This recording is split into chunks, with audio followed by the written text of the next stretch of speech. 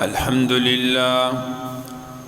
لله وكفى وسلام على عباده الذين اصطفى أما بعد فأعوذ بالله السميع العليم من الشيطان الرجيم بسم الله وباسم عرش كتاب الله الرحمن الرحيم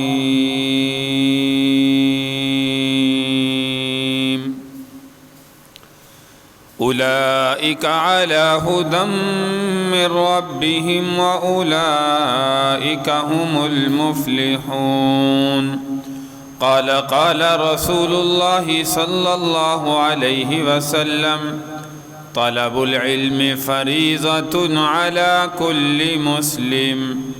صدق الله مولانا العظيم رب اشرح لي صدري ويسر لي أمري واحلل عقدة من لساني يفقه قولي رب زدني علما رب زدني علما رب زدني علما سبحانك لا علم لنا إلا ما علمتنا إنك أنت العليم الحكيم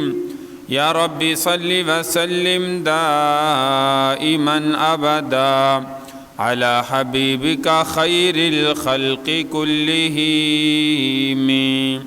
تمام احباب پیارے پیغمبر صلی اللہ علیہ وسلم کی ذات پر درود پاک پڑھ لیں۔ اللہم صلی علی محمد وعلی آل محمد کما صلیت علی ابراہیم وعلی آل ابراہیم انک حمید مجید۔ اللهم بارك على محمد وعلى آل محمد كما باركت على إبراهيم وعلى آل إبراهيم إنك حميد مجيد۔ قابل صد احترام سامعین کرام، بزرگوں، دوستوں، پردہ نشین ماؤں بہنوں، کلام مجید فرقان حمید کی آیت مبارکہ اور اسی طرح حدیث مبارکہ آپ کے سامنے تلاوت کی ہے۔ اللہ تبارک و تعالی ہم سب کو بھی اس دنیا کی زندگی میں رہ کر حقیقت میں علم کا طلبگار بننے کی توفیق عطا فرمائے۔ آج علم کا طلب کرنا یہ پیشہ حقیقت کے اندر جو ہے بڑا ہی کم رہ گیا ہے، ورنہ صحابہ کرام رضی اللہ عنہم اجمعین کا دور دیکھیں کہ پیارے پیغمبر صلی اللہ علیہ وسلم زبان نبوت سے جو بھی صحابہ کرام رضی اللہ عنہم اجمعین کو ارشاد فرماتے، صحابہ رضی اللہ عنہم اجمعین اپنے سینوں میں اس کو محفوظ کر لیتے۔ لکھائی کا، تحریر کا دور یاد رکھیے پیارے پیغمبر صلی اللہ علیہ وسلم کے دور میں جو ہے وہ بڑا کم تھا، ضبط فی الصدور کا زمانہ تھا، اپنے سینوں میں علم کو محفوظ کرتے تھے۔ یہ تو بعد کے اندر ہم دیکھتے ہیں امام بخاری رحمۃ اللہ علیہ، اسی طرح جو ہے بخاری شریف، ترمذی شریف، مسلم شریف، صحاح ستہ کی کتابیں جو لکھی گئی یہ تابعین کے دور کے اندر لکھی گئی،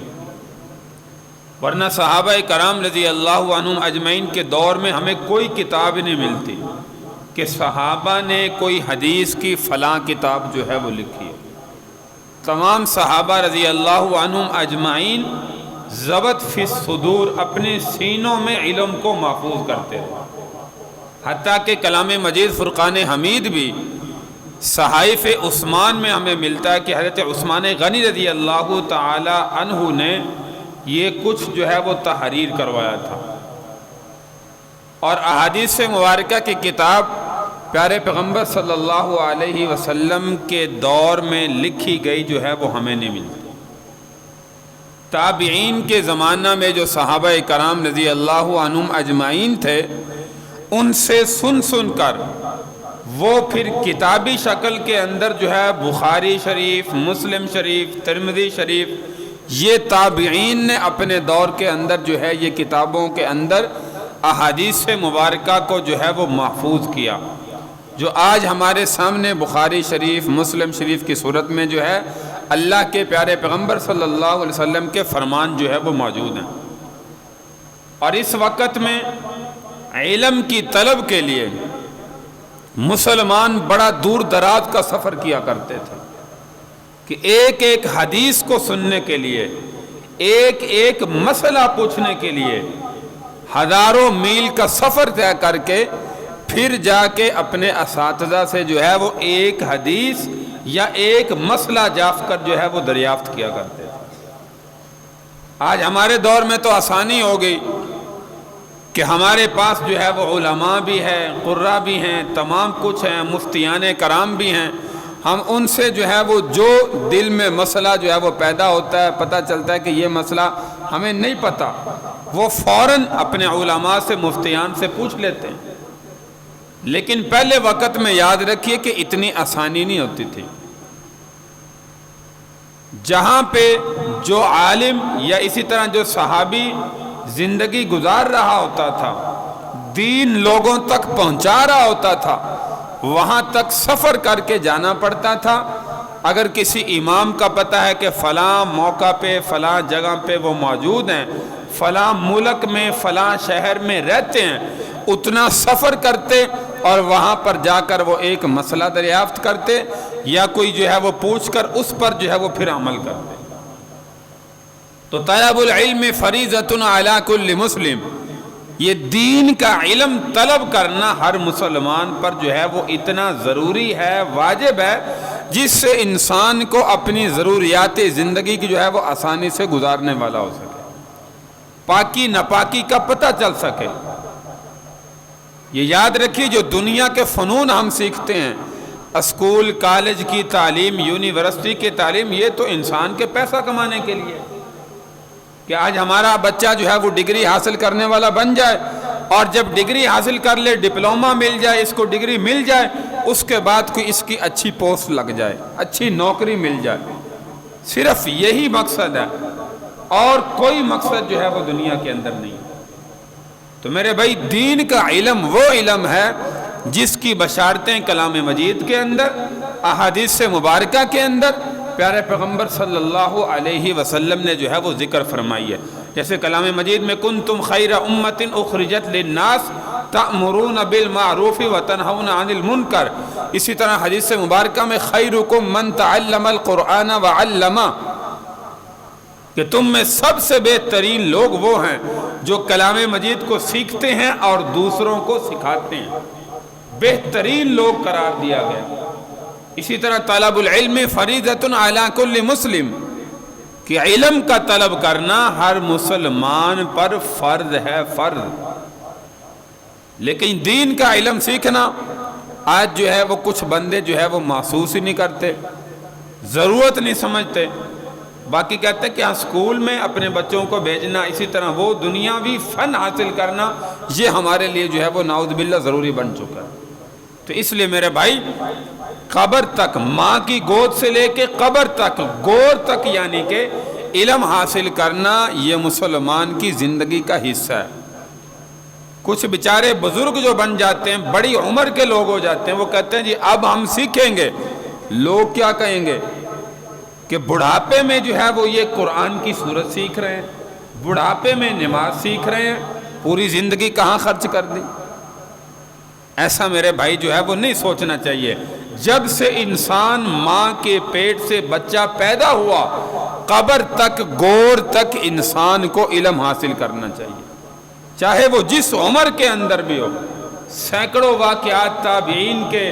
علماء کرام کے، مفتیان کرام کے، علم کی کوئی عمر جو ہے وہ یاد رکھیے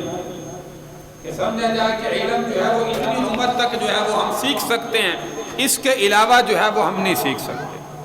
علم کی میرے بھائی جو ہے وہ کوئی عمر نہیں ہے، انسان جس عمر کے اندر بھی داخل ہے،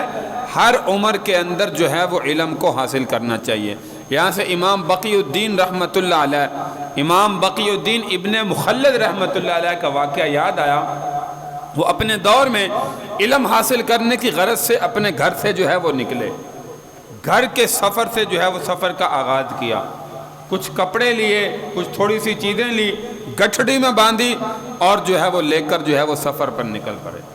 دریائی سفر میں شروع ہوئے، اور دریائی سفر جس کشتی میں وہ سوار ہوئے وہ کشتی طوفان کے اندر گر گئی، اور ایسی گری کہ مہینہ ڈیڑھ سفر جو ہے وہ دریا کے اندر ہی جو ہے وہ رہا، دریا کے آگے سفر شروع نہ ہو سکا، حتیٰ کہ امید نہیں تھی کہ ہم دریا سے نکل سکیں گے۔ امام بقی الدین ابن مخلد رحمۃ اللہ علیہ اپنا واقعہ جو ہے وہ خود بیان کرتے ہیں، تو وہ فرمایا کہ 1.5 مہینہ کے بعد اللہ نے زندگی بھی عطا فرمائی، سفر سے نکلنا تھا، اس طوفان سے جو ہے وہ کشتی نکلی اور ایک دریا کے کنارے پر جو ہے وہ جا کر لگا، وہاں سے اترے، کچھ جو ہے وہ زندگی کی امید ہوئی کہ ہم بچ کے نکل آئے ہیں۔ نکلنے کے بعد جو ہے وہ بغداد کا جو ہے وہ سفر شروع کیا۔ کہتے ہیں کہ بغداد کا سفر بڑا جو ہے وہ دور کا تھا، اصل میں یہ اسپین کے رہنے والے تھے، اسپین سے سفر شروع کیا، بغداد کا بڑا طویل سفر ہے۔ اب پیدل سفر وہاں سے کئی مہینوں کا سفر تھا، پہلے کشتی میں گرے رہے، جب کشتی سے نکلے اب خشکی کا سفر جو ہے وہ پیدل شروع کر دیا، پوچھتے پوچھتے جو ہے وہ 1.5 مہینے 2 مہینے کا پیدل سفر تھا علم کی طلب کے اندر۔ بغداد میں کیوں کیا؟ امام احمد بن حنبل رحمۃ اللہ علیہ کا پتہ چلا کہ وہاں پہ امام احمد بن حنبل رحمۃ اللہ علیہ رہتے ہیں، وقت کے جو ہے وہ بڑے امام ہیں، ان سے احادیث مبارکہ کا علم حاصل کرنے کے لیے اسپین سے اتنا لمبا بغداد کا سفر جو ہے وہ امام بقی الدین ابن مخلد رحمۃ اللہ علیہ نے شروع کیا، اور یہ 1.5-2 مہینہ کا خشکی پہ سفر کرتے کرتے جب بغداد پر نظر پڑی، پیدل سفر یاد رکھیے، کسی سواری پر نہیں کہ آسانی سے سفر کر سکیں، اور آپ جانتے ہیں کہ پیدل سفر جو ہے ہمیں 10 کلومیٹر کرنا پڑ جائے تو ہم جو کہتے ہیں کہ اتنا لمبا سفر جو ہے وہ کیسے ہو گیا۔ تو یہ 1.5-2 مہینے کا سفر کر کے بغداد پر جب نظر پڑی تو اتنے تھکے ہوئے تھے، ایک درخت کے سائے میں جو ہے وہ لیٹے، اور لیٹ کر جو ہے اپنی گٹھڑی سر کے نیچے رکھی اور اطمینان سے سو گئے۔ جب اٹھے اور سفر شروع کیا، بغداد کے اندر داخل ہوئے تو ایک آدمی بستی سے باہر نکل رہا تھا، اس سے پوچھا کہ میں نے امام احمد بن حنبل رحمۃ اللہ علیہ سے علم حاصل کرنا ہے، اتنا دور دراز کا سفر کر کے آیا ہوں، اسی غرض سے آیا ہوں، میری اور کوئی غرض نہیں۔ اس آدمی نے بتایا کہ بھئی امام احمد بن حنبل رحمۃ اللہ علیہ، آپ ان کا نام لے رہے ہیں، ان کو تو وقت کے بادشاہ نے محصور کر دیا، ان سے تو کوئی مل بھی نہیں سکتا، نہ کوئی حدیث مبارکہ سن سکتا ہے، نہ وہ کسی کو علم عطا کر سکتے ہیں۔ کسی وجہ سے امام احمد بن حنبل رحمۃ اللہ علیہ کو وقت کے بادشاہ نے محصور کر دیا، وہ اپنے گھر میں بند رہتے ہیں، باہر آئیں گے تو پولیس ان کو گرفتار کر لے گی۔ اب کہتے ہیں کہ اتنا لمبا سفر کرنے کے بعد مجھے کچھ امید تھی کہ بغداد میں پہنچ گیا ہوں، لیکن جب یہ سنا تو میری ساری امیدیں جو ہے وہ چکنا چور ہو گئی۔ تو خیر میں بغداد میں داخل ہوا، میں نے کہا اللہ کوئی وسیلہ بنائے گا۔ جب داخل ہوا تو لوگوں سے پوچھا تو ہر بندہ وہی بات کر رہا ہے، تو خیر میں نے سرائے میں ایک کمرہ کرائے پر لیا، جو مہمان خانے پرانے وقت میں جو ہے وہ سرائے ہوتے تھے، وہاں پہ ٹھہرنے کا انتظام ہوتا تھا، کچھ ہدیہ طے کر کے، وہ قیمت طے کر کے انسان وہاں پہ جو ہے وہ رہ سکتا تھا، کھانے پینے کا انتظام بھی ہوتا تھا۔ تو سرائے میں کہتے ہیں کہ میں نے کچھ کمرہ چھوٹا سا لیا، وہاں پہ رہنا شروع کیا، اور میں نے لوگوں سے پوچھا کوئی قریب ایسی مسجد تو ہوگی جس میں حدیث مبارکہ کا درس ہوتا ہو، وہاں پہ چلا جاتا ہوں۔ تو ایک مسجد میں کہتے ہیں میں داخل ہوا، وہاں پہ یحییٰ ابن معین رحمۃ اللہ علیہ، یہ بھی استاد المحدثین گزرے ہیں، یہ وہاں پہ درس دیا کرتے تھے۔ کہتے ہیں کہ عصر کی نماز کے بعد درس تھا، میں نے عصر کی نماز پڑھی اور درس میں جو ہے وہ بیٹھ گیا۔ انہوں نے حدیث مبارکہ کا درس دیا، اس کے بعد سوال و جواب کی نشست شروع ہوگی، لوگ سوال کرتے اور یحییٰ ابن معین رحمۃ اللہ علیہ یہ ان کا جواب دیتے۔ تو کہتے ہیں کہ راویوں کے بارے میں سوال ہو رہا تھا، حدیث مبارکہ میں جو راوی ہوتے ہیں کہ فلاں نے فلاں سے سنی، فلاں نے فلاں سے سنی، اور اس نے سنتے سنتے تابعین سے پھر صحابہ تک، صحابہ سے پھر اللہ کے محبوب تک، تو راویوں کے بارے میں سوال ہو رہا تھا کہ یہ راوی ضعیف ہے، یہ ثقہ ہے، یہ ایسا ہے۔ تو کہتے ہیں میں نے بھی کھڑے ہو کر سوال کیا ہشام ابن حمار کے بارے میں، یہ بھی ایک راوی ہیں۔ تو یحییٰ ابن معین رحمۃ اللہ علیہ نے جواب دیا کہ یہ ایسے راوی ہیں کہ اگر جو ہے ان کی چادر میں تکبر بھی آ جائے تو فرمایا کہ یہ ثقہ راوی ہیں، بڑے معتبر انسان ہیں۔ انہوں نے مجھے جواب دیا، میں نے دوسرا سوال کرنے کا ارادہ کیا تو ساتھ بیٹھے مجمع نے مجھے جو ہے وہ بٹھا دیا، کہا کہ لگتا ہے کہ تو اجنبی ہے۔ یہاں پہ یحییٰ ابن معین رحمۃ اللہ علیہ سے سوال کرنے کا، صرف ایک سوال کرنے کا جو ہے وہ ارادہ ہے، فرمایا کہ ایک سے اوپر سوال نہیں کر سکتے۔ تو کہتے میں چونکہ اجنبی تھا تو میں نے لوگوں سے کہا جی مجھے یہاں کے قانون کا پتہ نہیں تھا، تمہارا کیا رول ہے، کیا قانون ہے، لہذا جو اصل سوال تھا وہ تو میرا رہ گیا،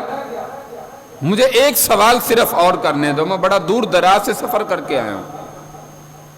تو لوگوں نے دیکھا کہ لگتا تو ایسے ہے کہ یہ بڑا دور دراز سے آیا، آج تک ہم نے اس کو دیکھا بھی نہیں۔ تو لوگوں نے مجھے اجازت دے دی، تو میں نے کھڑے ہو کر دوسرا سوال اس محدث سے کیا کہ آپ امام احمد بن حنبل کے بارے میں جو ہے وہ کیا کہتے ہیں، کیونکہ میں ان سے علم حاصل کرنے آیا تھا تو میں ان سے پوچھنا چاہتا تھا ان کا عقیدہ ان کے بارے میں کیا ہے، ان کا نظریہ امام احمد بن حنبل کے بارے میں جو ہے وہ کیا ہے۔ تو کہتے ہیں کہ انہوں نے نظریں نیچی کر لی، لوگ سارے مجھے گھور گھور کر جو ہے وہ مسجد میں دیکھنے لگے کہ انہوں نے امام احمد کا سوال کر دیا، ان پر تو اس وقت بڑی پابندی عائد ہے۔ تو کہتے ہیں تھوڑی دیر بعد یحییٰ ابن معین رحمۃ اللہ علیہ نے سر اٹھایا اور کہا کہ امام احمد بن حنبل جو ہے وہ امام المسلمین ہیں، مسلمانوں کے امام ہیں۔ کہتے جب یہ جملہ سنا تو میرے دل کو ٹھنڈک پہنچی کہ اللہ تیری ذات کا شکر ہے، میں جن امام کے بارے میں سن کے علم حاصل کرنے آیا ہوں لوگوں کا نظریہ بھی ان کے بارے میں مثبت ہے، منفی نہیں۔ تو کہتے اب میرے دل میں اور جذبہ پیدا ہوا کہ میں امام احمد بن حنبل سے جو ہے وہ علم حاصل کیے بغیر یہاں سے نہیں جاؤں گا، چاہے اس کے لیے مجھے جو کچھ بھی کرنا پڑے۔ تو چند دن کہتے مسجد کے اندر جو ہے وہ آتا رہا، 3-4 دنوں کے بعد میں نے ارادہ کیا کہ کوئی نہ کوئی جو ہے وہ راستہ نکالنا ہوگا۔ یہ دیکھیے احادیث کا علم حاصل کرنے کے لیے اتنی مشقت ہو رہی ہے، اتنا لمبا سفر کر کے آئے ہیں۔ اب چند دن کے بعد کہتے ہیں کہ میں نے ایک بندے سے جو ہے وہ پوچھا جس سے کچھ دعا سلام بھی میری ہوگی، کیونکہ مسجد میں آتا جاتا تھا، لوگ مجھے دیکھتے تھے کہ یہ بندہ یہاں کا رہنے والا بن گیا۔ تو میں نے ان سے پوچھا کہ آپ مجھے اس کے گھر کا پتہ بتا دیں، امام احمد کا گھر جو ہے وہ کون سا ہے۔ انہوں نے کہا نہیں بھائی، اگر میں نے آپ کو بتا دیا پولیس نے دیکھ لیا تو میں بھی پکڑا جاؤں گا اور تیری بھی پٹائی ہوگی۔ تو پھر میں نے ان سے کہا کہ صرف مہربانی کریں، آپ میرے ساتھ چلتے رہیں، جہاں پہ امام احمد بن حنبل کا گھر آئے مجھے آنکھ کے اشارے سے بتا دینا کہ یہ گھر ہے، اس کے بعد میں جانوں اور علم جانوں۔ وہ کہتے ہیں کہ اس بات پر جو ہے وہ راضی ہو گیا۔ ہم راستے میں وہ چل رہے تھے تو اس آدمی نے اشارے سے بتایا کہ یہ امام احمد بن حنبل رحمۃ اللہ علیہ کا گھر۔ کہتے ہیں کہ میں سمجھ گیا، رات کو اپنے گھر میں جو ہوٹل پہ کرایہ کمرہ میں لیا ہوا تھا سرائے میں، اس میں بیٹھا ساری رات میں سویا نہیں، سوچتا رہا کہ صبح کو کون سی ترتیب بناؤں کہ امام احمد بن حنبل سے جا کر علم جو ہے وہ حاصل کروں۔ ساری رات سوچتے سوچتے کہتے میرے ذہن میں کوئی خیال نہ آیا۔ صبح کے وقت جب نماز کے لیے اٹھا مسجد میں جانے لگا، اچانک میرے دماغ میں ایک خیال آیا۔ نماز کے بعد کہتے میں نے کیا کیا، یاد رکھیے اس نوجوان کی عمر جو ہے وہ صرف 20 سال کی عمر تھی، اور 20 سال کی عمر آپ جانتے ہیں کہ وہ دنیا داری کا ذہن ہوتا ہے۔ انسان کی کوشش ہوتی ہے کوئی ایسا کام کروں، ایسا کاروبار کروں تاکہ میں دنیا کو زیادہ سے زیادہ حاصل کر لوں۔ اب یہ 20 سال کا نوجوان ہے اور دل میں علم کی اتنی زیادہ جو ہے وہ تڑپ ہے۔ تو کہتے میرے ذہن میں خیال آیا، میں نے اپنا یہ گھٹنا جو ہے وہ پاؤں اپنے پیچھے لگا کے اس کو باندھ دیا اچھے طریقے سے، جیسے ایک ٹانگ سے بندہ معذور ہوتا ہے، اور ہاتھ میں جو ہے وہ عصا لاٹھی پکڑ لی۔ لوگ سمجھیں گے کہ یہ فقیر ہے، مانگنے کے لیے آیا، معذور ہے۔ تو ایک ٹانگ میں نے باندھ لی، اپنے گھٹنے کو باندھ کے ایک ہاتھ میں سوٹی پکڑ لی، عصا پکڑ لی، اور جو ہے وہ اس طرح میں جو ہے وہ سڑک پر چلنا جو ہے وہ شروع ہو گیا۔ اور اس وقت میں جو ہے وہ یہ نہیں کہتے تھے اللہ کے نام پر دے دو، اس وقت میں سوال جو مانگنے والا آتا تھا وہ کہتا تھا اجرکم علی اللہ، اللہ تمہیں اس پر جو ہے وہ اجر عطا فرمائے۔ لوگ اس آواز کو سن کر سمجھ جاتے تھے کہ یہ بندہ جو ہے وہ حاجت مند ہے۔ اب کہتے ہیں جب میں ایسے چلنا شروع ہوا تو لوگ مجھے گھور گھور کر بھی دیکھتے تھے، اور میرے لیے بھی کہتے ہیں یہ بڑا عجیب معاملہ تھا کہ 20 سال کا نوجوان جو ہے وہ فقیر بنا ہوا ہے۔ لوگ بھی گھور گھور کر مجھے دیکھتے کہ یہ فقیر کہاں سے آ گیا، دیکھنے کو تو نوجوان لگتا ہے۔ جیسے ہمارے یہاں کوئی ہٹا کٹا جو ہے وہ نوجوان آ جائے مانگنے والا، تو ہر بندے کی زبان پر 100 سوال ہوتے ہیں کہ بھائی تو صحت مند ہے، تندرست ہے، کوئی مزدوری کر، کوئی کام کر، مانگنے کی غرض سے جو ہے وہ کیوں آ گیا؟ تو ایسے کہتے مجھے بھی بڑا عجیب لگا کہ لوگ مجھے تانا دیں گے، اور لوگ مجھے تانا دیتے رہے۔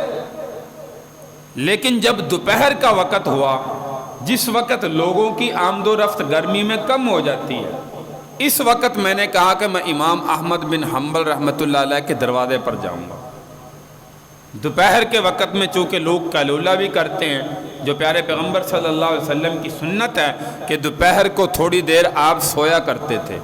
جیسے ہمارے جو ہے وہ مدارس کے اندر نظام ہے، طلباء دوپہر کو سو جاتے ہیں، اس وقت جو ہے وہ بچوں کو چھٹی ہوتی ہے۔ تو اس وقت آمد و رفت لوگوں کی کم تھی، جو پولیس گشت کر رہی تھی گلیوں میں وہ بھی کچھ کم ہو گئی۔ تو کہتے ہیں اس وقت میں امام احمد بن حنبل کے دروازے پر گیا اور جا کر کہا اجرکم علی اللہ، ایسی آواز سے جو بڑی درد والی آواز تھی۔ امام صاحب نے اندر سے سنا تو کہا تھا کہ کوئی لگتا ہے کہ بڑا حاجت مند ہے، کسی کو زیادہ جو ہے وہ ضرورت ہے۔ کہتے ہیں کہ امام احمد بن حنبل دروازے پر آئے، دروازہ کھولا اور ایک سکہ میرے اس کشکول کے اندر جو میرے ہاتھ میں تھا اس میں رکھنے لگے۔ تو میں نے کہا امام صاحب اللہ کی ذات کا شکر ہے، میں پیسے مانگنے کے لیے نہیں آیا، میں تو علم کا طلبگار ہوں، علم حاصل کرنے کے لیے آیا۔ امام صاحب نے جیسے یہ جملہ سنا وہ سکہ پیچھے کیا، مجھے جو ہے وہ غور سے دیکھنے لگے۔ کہتے کیا کہا؟ تو میں نے کہا امام صاحب میں تو علم حاصل کرنے کے لیے آیا ہوں، اتنا دور دراز کا سفر کر کے آیا ہوں، اور آپ کے بارے میں جب سنا تو مجھے بڑا جو ہے وہ صدمہ ہوا۔ میں نے کہا کہ اب علم حاصل نہیں کر سکوں گا، لیکن یہ جو فقیر کا روپ آپ دیکھ رہے ہیں یہ صرف مال مانگنے کے لیے نہیں، یہ صرف علم حاصل کرنے کے لیے۔ امام صاحب نے فرمایا کہ اتنی مشکلات میں کیسے علم حاصل کرو گے؟ تو کہا کہ مجھے سب پتہ ہے آپ کے بارے میں جو ہے وہ لوگوں نے بتلایا، لیکن میں ایسے وقت میں آیا کروں گا جب لوگوں کی آمد و رفت کم ہوگی۔ اس وقت آپ یہی سکہ گھر سے لے کر نکلا کرنا، دروازے پر آ جانا، اگر کوئی دیکھ رہا ہو تو سکہ میرے کشکول میں ڈال دیا کریں، اور اگر نہ دیکھ رہا ہو تو ایک حدیث سے مبارکہ مجھے سنا دیا کریں، میں وہ انشاءاللہ فوراً جو ہے وہ زبانی یاد کر لوں۔ تو امام صاحب نے کہا ٹھیک ہے، تمہارے اندر علم کی طلب واقع مجھے لگتی ہے کہ موجود ہے، اور اتنا دور دراز کا سفر کر کے جو ہے وہ آئے ہو۔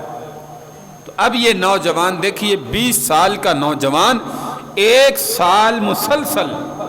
یہ نوجوان اسی طرح فقیروں کا روپ دھا کر یہ اسی طرح جو ہے وہ روزانہ صبح کو گلیوں سے جو نکلتا، دوپہر کے وقت امام صاحب کے گھر میں پہنچتا، کہتا اجرکم علی اللہ، اجرکم علی اللہ، اجرکم علی اللہ۔ امام صاحب باہر آتے، ایک حدیث مبارکہ اس طالب علم کو سناتے اور یہ اپنے سینے میں محفوظ کرتا۔ 1 سال تک علم حدیث اس طرح جو ہے یہ نوجوان امام صاحب سے حاصل کرتا۔ 1 سال کے بعد وقت کا حاکم اللہ کی طرف سے جو ہے وہ فوت ہو گیا. اب جو نیا حاکم مقرر ہوا اس کو امام صاحب سے جو ہے وہ بڑا جو ہے وہ پیار تھا، بڑی محبت تھی، بڑی شفقت تھی. انہوں نے جو ہے یہ اسیری معصوری جو ہے وہ ختم کر دی. امام صاحب کا جو ہے وہ بڑا شاہانہ استقبال کیا، گھر سے باہر لائے اور روزانہ مسجد میں یہ درس جو ہے وہ دینا شروع ہوئے. تو کہتے ہیں کہ جب امام صاحب نے درس دینا شروع کیا تو کہتے ہیں کہ وہ مسجد اتنی فل ہو گئی کہ جب میں مسجد میں داخل ہوا تو اندر جانے کی جو ہے وہ فرمایا کہ جگہ ہی نہیں تھی. جب حدیث کا علم شروع کیا، درس حدیث دینا انہوں نے فجر کے بعد شروع کیا تو کہتے ہیں کہ میں کھڑا ہو گیا اور آگے راستہ ڈھونڈ رہا تھا کہ امام صاحب کے قریب جاؤں. تو امام صاحب نے دور سے دیکھا، فرمایا لوگوں راستہ چھوڑ دو، اصل میں حقیقت میں یہ طالب علم جو ہے وہ حدیث کا علم حاصل کرنے کے لیے آیا. اس نے بڑی مشقت برداشت کی ہے، 1 سال تک یہ فقیر بنا رہا. تو کہتے امام صاحب نے مجھے آگے بلایا، اپنے پاس بٹھایا. اب روزانہ میں امام صاحب کی خدمت میں اس طریقے سے علم حدیث جو ہے وہ حاصل کرتا. تو میرے بھائی امام بقی الدین ابن مخلد رحمۃ اللہ علیہ، ان کا بہت بڑا جو ہے وہ محدثین میں نام ہے. دیکھیے 20 سال کا نوجوان، علم حدیث کی اتنی تڑپ، اللہ نے اتنا بڑا مقام جو ہے وہ ان کو عطا فرمایا. تو اس لیے میرے بھائی دنیا کے اندر حدیث مبارکہ آپ کے سامنے ذکر کی، طلب العلم فریضۃ علی کل مسلم. ایسے ایسے نوجوان جو ہے وہ دنیا کے اندر گزرے ہیں جن کے دل میں علم کی طلب کرنے کی جو ہے وہ بڑی تڑپ تھی، اور اس کے لیے جو ہے وہ انہوں نے اتنی مشقت جو ہے وہ برداشت کی. آج تو میں نے کہا کہ بڑا آسان معاملہ ہے. آج تو ہم مفتیان کرام سے، علماء سے جو بھی مسئلہ چاہتے ہیں پوچھ سکتے ہیں، ہمیں کسی بات کی جو ہے وہ کوئی شرم محسوس نہیں ہے. ورنہ پہلے وقت میں اتنی مشقت برداشت کرنے کے بعد جا کر ایک مسئلہ پوچھنا ہوتا تو اتنا دور دراز کا مشقت کا سفر کرنا پڑتا تھا. اور آج مشقت کے راستے تو ختم ہو چکے ہیں، ہر بندے کے پاس سواریاں ہیں، ہر بندے کے پاس آسائشیں ہیں. تو اس لیے میرے بھائی یہ علم ہم تک جو ہے وہ اتنی آسانی سے جو ہے وہ نہیں پہنچا. کلام مجید فرقان حمید اتنی آسانی سے نہیں پہنچا، یہ محدث کا واقعہ تھا. لیکن صحابہ کرام رضی اللہ عنہم اجمعین کی مشقتیں، واقعات، وہ تو بڑی درد کے ساتھ جو ہے وہ بھری ہوئی ہیں کہ انہوں نے کیسے ہم تک کلمہ، قرآن، احادیث صحیح سالم بعین ہی جیسے پیارے پیغمبر صلی اللہ علیہ وسلم سے سنی تھی، ہم تک جو ہے وہ صحیح سالم جو ہے وہ پہنچائی ہے. اتنی قربانیوں کے بعد یہ علم دین، یہ کلام مجید فرقان حمید، احادیث مبارکہ کا ذخیرہ ہم تک جو ہے وہ اتنی قربانیوں کے بعد جو ہے وہ پہنچا ہے. پھر آج ہم اپنے اپنے گھروں کے اندر کلام مجید، مساجد کے اندر کلام مجید، احادیث مبارکہ کا جو ہے وہ دور کرتے ہیں. تو اس لیے میرے بھائی علم کا طلب کرنا ہر مسلمان بندے پر فرض ہے. اپنی پاکی، نپاکی، نماز، اسی طرح جو ہے وہ رہنا سہنا، کاروبار، ہر معاملات کے اندر یاد رکھیے کہ ہمیں اللہ کے نبی کے وہ طریقے جو ہماری ہدایت کے لیے جاری کیے گئے، ہمیں جو ہے وہ زندگی میں سیکھنے ہوں گے، تاکہ ہم جس فیلڈ کے اندر بھی کام کرتے ہیں، جس شعبے کے اندر بھی کام کرتے ہیں، ہمارا وہ شعبہ سنتوں سے جو ہے وہ خالی نہ ہو، اللہ کے حکموں سے خالی نہ ہو. یہ نہ ہو کہ جس شعبے میں بھی ہم کام کرتے ہیں، آخرت میں اسی شعبے کی وجہ سے ہمارا گریبان اللہ کے دربار میں پکڑ لیا جائے کہ اس میں اللہ کے اور اس کے جو ہے وہ نبی کے طریقے موجود تھے، تم نے اس کے مطابق جو ہے وہ اپنے اس شعبے میں کام کیوں نہیں کیا. اس لیے میرے بھائی آپ کھیتی باڑی کرتے ہیں، تاجر ہیں، ملازمت کرتے ہیں، کاروبار کرتے ہیں، دکانداری کرتے ہیں، کوئی بھی شعبہ ہے، ہر شعبے کے اندر اللہ کے حکم اور پیارے پیغمبر صلی اللہ علیہ وسلم کے فرمان موجود ہیں. اس کے مطابق اپنے کام کو جو ہے وہ چلانے والے بنے، تاکہ آخرت میں جب ہم دنیا سے رخصت ہوں، قبر کے اندر جائیں، اس وقت ہمیں پریشانی کا سامنا جو ہے وہ نہ کرنا پڑے. اللہ رب العزت سے دعا ہے کہ اللہ تعالیٰ ہمیں ہدایت مستقیم عطا فرمائے اور زندگی کے اندر زیادہ سے زیادہ اپنے حکموں پر، اپنے پیارے پیغمبر صلی اللہ علیہ وسلم کے فرمان کے مطابق اللہ تبارک و تعالی ہمیں زندگی بسر کرنے کی توفیق عطا فرمائے۔ آج ہمارے اندر اللہ کے نبی کے طریقے جو ہے وہ اتنی تعداد میں موجود نہیں ہیں جتنا ہم غیروں کی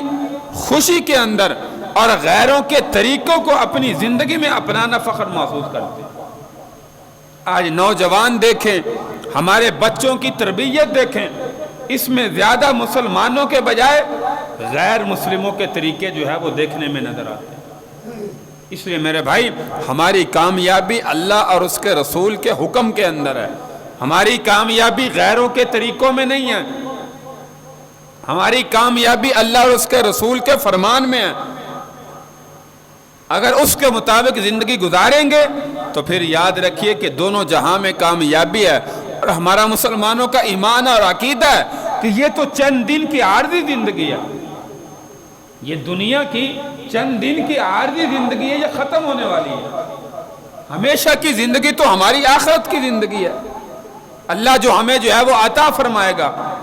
اس زندگی کو کامیاب بنانے کے لیے یہ چند دن کی زندگی اللہ نے صرف اور صرف اسی لیے عطا کی ہے۔ اللہ دیکھنا چاہتا ہے کہ بندہ یہ مزدوری کرتا ہے، تاجر ہے، کاروبار کرتا ہے، کچھ بھی کرتا ہے، یاد رکھیے کہ اللہ اس فیلڈ میں، اس شعبے میں ہمیں پرکھ رہا ہے، ہمیں دیکھ رہا ہے یہ بندہ کیسی زندگی گزارتا ہے، اس کے اخلاق کیسے ہیں، اس کا بول چال کیسا ہے، اس کے اعمال کیسے ہیں، اس کا رویہ کیسا ہے۔ جیسے میرے بھائی ہمارے اعمال، ہمارے اخلاق، ہمارے افعال ہوں گے، اس کے مطابق ہمارا آخرت کے اندر فیصلہ کیا جائے گا۔ اور اگر ہم اپنی زبان کو بھی اچھا نہ بنائیں، ہمارے اخلاق بھی اچھے نہ ہوں، ہمارے افعال و اعمال بھی اچھے نہ ہوں، جہاں پہ دل چاہا ہم نے ڈنڈی مار لی، جہاں پہ دل چاہا کسی کو دھوکہ دینے کا دھوکہ دے دیا، جہاں پہ دل چاہا جھوٹ بول دیا، پھر یاد رکھیے کہ میرے بھائی یہ آخرت میں ہمارے لیے ناکامی ہے، کامیابی نہیں ہے۔ کیونکہ یہ ساری عادات احادیث مبارکہ میں بھی، کلام مجید کے اندر بھی اللہ بھی بار بار فرما رہا ہے، پیارے پیغمبر صلی اللہ علیہ وسلم بار بار امت کو متنبہ کر رہے ہیں کہ میری امت کے لوگوں ان اعمال سے بچ جاؤ۔ جیسے آیت المنافقی ثلاث اذا حدث کذب واذا وعد اخلف واذا اؤتمن خان۔ پیارے پیغمبر صلی اللہ علیہ وسلم نے فرمایا کہ منافق کی 3 علامتیں ہیں، منافق کی 3 نشانیاں ہیں۔ نمبر 1، اذا حدث کذب، جب بات کرے تو جھوٹ بولے، جب بات کرے جھوٹ بولے۔ آج دیکھیے ہم مسلمانوں میں جھوٹ کتنا عام ہو چکا ہے، حالانکہ یہ تو منافق کی علامت تھی، مسلمان کی تو نہیں تھی۔ مسلمان تو جھوٹ سے بچتا ہے، مسلمان کو تو پتا ہے کہ جھوٹ بولے گے تو ہمارے لیے تباہی ہے، آخرت میں بربادی ہے۔ یہ منافق کی علامات تھی، لیکن آج ہم مسلمانوں میں پائی جا رہی۔ تو خدا را اس عمل سے توبہ کریں، اس علامت سے توبہ کریں، جب بھی بات کریں زبان سے جھوٹ نہ بولیں، سچ بولیں۔ حق لوگوں کی نشانی جو ہے وہ سچ بولنا ہے، اور جھوٹے لوگوں کی علامت جھوٹ بولنا ہے۔ وَإِذَا وَعَدَ أَخْلَفَ، فرمایا جب بھی وعدہ کرے تو خلاف ورزی کرے۔ یہ منافق کی نشانی ہے، مسلمانوں کی نہیں ہے۔ اس لیے خدا را اس عادت کو، اس علامت کو، اس نشانی کو چھوڑنے والے بنے۔ وَإِذَا اؤتُمِنَ خَانَ، اللہ کے محبوب صلی اللہ علیہ وسلم فرما رہے ہیں جب امانت رکھی جائے اس میں خیانت کرے۔ یہ 3 منافق کی علامات بتلائی، منافق کی نشانیاں بتلائی۔ ہم مسلمانوں میں کیوں پائی جا رہی ہیں؟ یہ تو منافق کی تھی، مسلمان کی تو نہیں تھی۔ ہر مسلمان کو پتہ ہے کہ یہ منافق کی علامات ہیں، اس سے اللہ بھی ناراض ہوتا ہے، اللہ کے نبی بھی ناراض ہوتے ہیں، اس سے ہماری قبر بھی خراب ہوگی، ہماری آخرت بھی خراب ہوگی۔ یہ جہنم میں جانے کی علامات ہیں، ہر مسلمان جانتا ہے، لیکن کیا تھوڑے سے نفع کے لیے پھر بھی ہم تینوں کام کرتے ہیں۔ دنیا کا نفع حاصل کرنے کے لیے یہ تینوں کام کر رہے ہیں۔ یہ تو میرے بھائی ایسے بندے کو کرنا چاہیے جس کا مرنے پر یقین نہیں ہے، جس کا دوبارہ اٹھنے پر یقین نہیں ہے، جس کا اللہ کے سامنے کھڑے ہونے پر یقین نہیں ہے، جس کا جنت جہنم پر یقین نہیں ہے، جس کا اللہ کے سامنے کھڑا ہونے پر یقین نہیں ہے، یہ اس بندے کو علامتیں اپنانی چاہیے تھی، مسلمانوں میں کیا کر رہی ہیں؟ تو اس لیے میرے بھائی مجھے بھی آپ کو بھی ہر ایک مسلمان کو یہ علامتیں جو ہے وہ چھوڑنی ہوں گی، یہ منافق کی نشانیاں ختم کرنی ہوں گی، پھر ہمارا معاشرہ ترقی کرے گا، پھر ہمارا معاشرہ جو ہے وہ ترقی کرے گا، پھر ہمارا ملک ترقی کرے گا۔ اگر انہی راستوں پر ہم چلتے رہے تو یاد رکھیے کہ پھر زوال کی طرف جائیں گے، کبھی عروج کی طرف نہیں آ سکتے۔ سود کے کام کرنا اللہ بار بار کلام مجید میں فرما رہے ہیں، یہ حرام ہے، اللہ کے ساتھ جنگ ہے، شراب پینا حرام ہے، اللہ کے ساتھ جنگ ہے، لیکن عام جو ہے وہ سرے عام چل رہی ہیں۔ یہ مسلمانوں کی میرے بھائی عادات نہیں ہیں، مسلمانوں کی علامات نہیں ہیں، لیکن پھر بھی ہمارے اندر پائی جا رہی ہے۔ تو اس لیے خدا را ان تمام تر میں نے کہا کہ غیروں کی عادات کو چھوڑنے والے بنیں، اللہ کے اور اس کے رسول کے طریقوں کو اپنانے والے بنیں۔ کامیابی ہماری اسی راستے میں ہے، اس راستے میں نہیں ہے۔ اللہ تبارک و تعالیٰ سے دعا ہے اللہ تعالیٰ ہمیں عمل کی توفیق عطا فرمائے، اور زیادہ سے زیادہ اللہ تبارک و تعالیٰ ہمیں ان علامات سے بچنے کی، غیروں کے طریقوں سے بچنے کی، شیطان کے رستوں سے بچنے کی، اور رحمان کے رستوں پر اللہ ہمیں چلنے کی توفیق عطا فرمائے۔ وآخر دعوانا ان الحمد للہ رب العالمین۔